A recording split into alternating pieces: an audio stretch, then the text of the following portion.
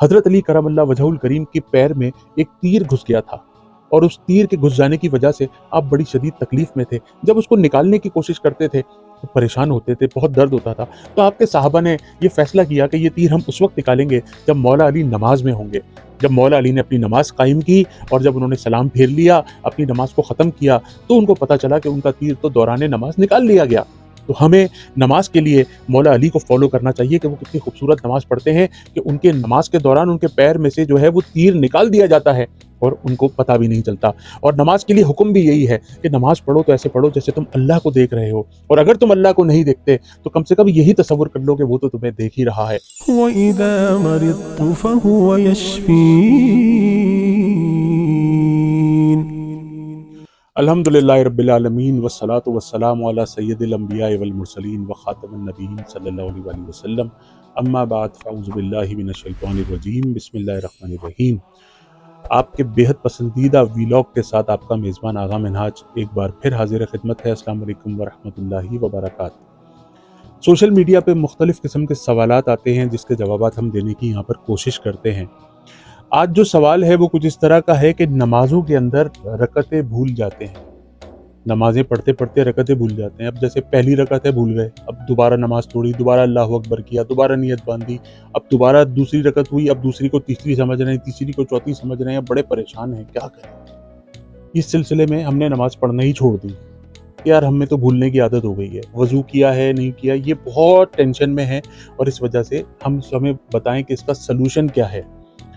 तो मेरे भाइयों और मेरी बहनों, इसका सिंपल सॉल्यूशन है कि आप ये बताइए कि चोर और डकैत कहाँ पर आते हैं।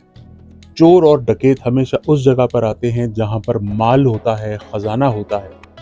चोर और डकैत कभी भी उस जगह पर नहीं आते जहाँ पर माल ना हो, ख़जाना ना हो। दुनिया में जो सबसे बड़ी दौलत है हमारे पास, इस पूरी कायनात में हम मुसलमानों के पास सबसे बड़ी जो दौलत है वो है दौलत ईमान। ईमान की दौलत हमारे पास है।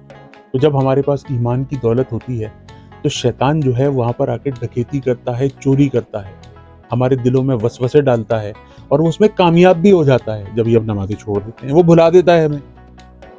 तो नमाज के अंदर आदत और इबादत में सिर्फ एक नुक्ते का फ़र्क है। आप उर्दू में आदत लिखिए, ऐन, अलिफ, दाल और ता, आदत हो गई।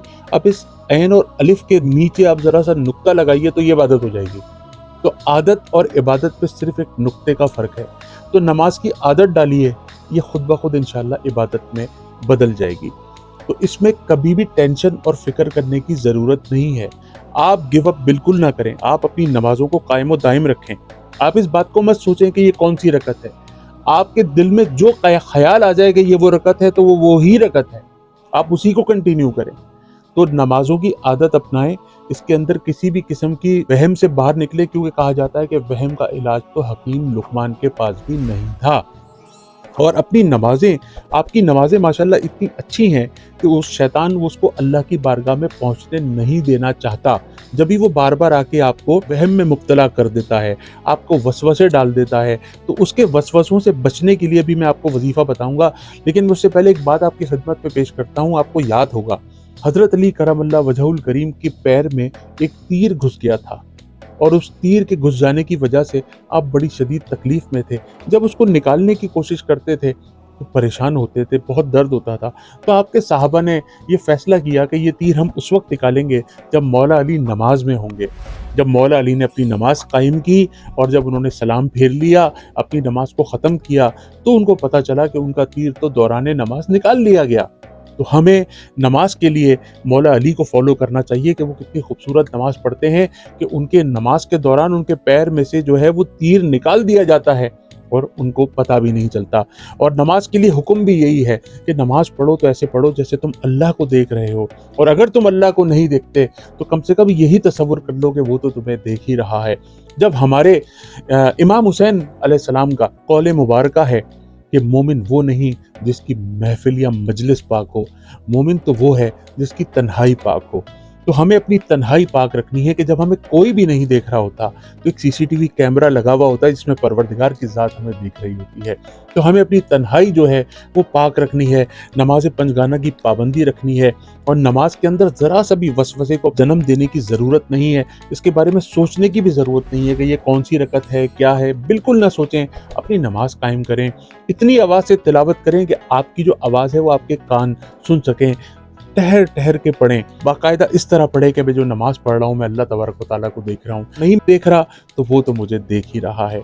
नमाज पंजगाना की पाबंदी कीजिए, बावज़ू रहने की कोशिश कीजिए, अपने वालिदैन की खिदमत कीजिए और हर फ़र्ज़ नमाज के बाद जो है आयतुल कुर्सी जो शख्स पढ़ता है, ये मैं बार बार रिपीटेडली बताता हूँ क्योंकि ये हमारी जो परेशान हाल ज़िंदगी है इस वक्त 2023 में, जितनी टेंशन, क्राइसिस में, डिप्रेशन में, एंजाइटी में, महंगाई में पूरी दुनिया इस वक्त जो परेशान है, ये परेशानियों से निकलने के छोटे छोटे ऐसे वज़ाइफ हैं जिसके बड़े बड़े रिजल्ट्स आपकी ज़िंदगी में आएंगे। बावजू रहेंगे, अल्लाह की प्रोटेक्शन में रहेंगे, नमाज़ें पढ़ना आसान हो जाएंगी। हर फ़र्ज़ नमाज के बाद आयतुल कुर्सी पढ़ें और तस्बीह फ़ातिमा पढ़ें, 33 मरतबा सुबहान अल्लाह, 33 मरतबा अल्हम्दुलिल्लाह, 34 मरतबा अल्लाहु अकबर। तो ये पढ़ने से जिस्म में तवानाई रहेगी, थकावट नहीं होगी।